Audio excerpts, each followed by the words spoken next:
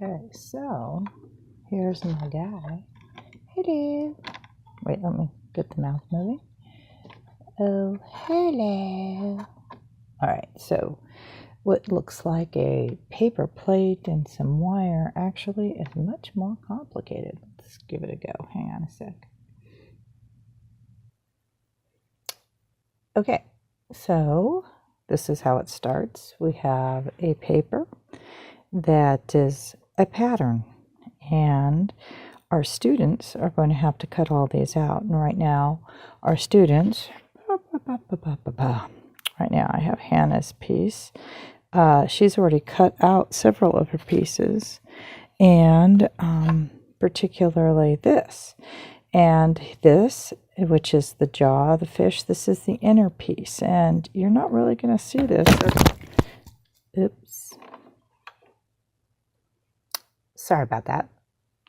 So this would be a good one to start with. And she's got some other pieces here. But as you can see, we have a couple of other things here. So this is a, you think, well, why are you working with paper plates? Because, isn't that kind of a low-end product? But really, the paper plate yields itself to a roundness, which would really be good for a base that you can't usually get from just working with wood alone. So it has to be a very high-end, expensive cardboard type of paper plate. And sometimes, believe it or not, it costs more money for us to supply all of our students with paper than it does with the wood. So that's part of the deal. Now, with our project, what is interesting is they're cutting their pieces out and assembling them. This is the pattern for the fish part, the paper plate, and then you can see the pattern for the wood. And if you're not looking carefully, you might think to yourself, well, so they're just making fish. But in this project, as with many of our projects with Fab Design, it's about form and function. So the student has to learn about hardware and problem solving.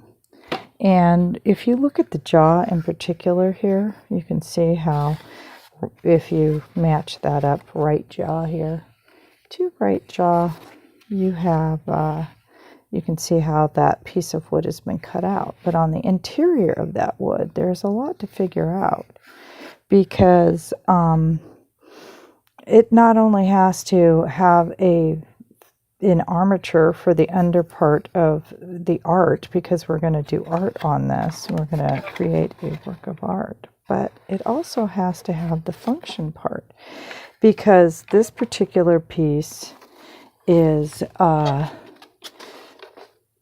and large a puppet. And that's where the function comes from. The jaw has to move. Hello, how are you doing? And the tail has to move. And so you've got kind of a variety of things that you have to put into this. And we often say to our students that we treat it as though they are being commissioned by some organization to fabricate this piece. Now, what I have learned from this piece before is that it is often a real pain in the neck to have an object with a long stick on it, and then finding storage for it and whatnot. So one of the elements which would be important for the student to learn is how to make the stick something you can remove. And so here we have a length of 1/4-20 all thread, and we have attached it to this piece of wood, so now it can be removed. And we'll learn how to make the sticks later, but it's important as we're fabricating that this object has this all thread. See, and here we have a small piece of all thread going into this wood, which will go on to the inside of the fish.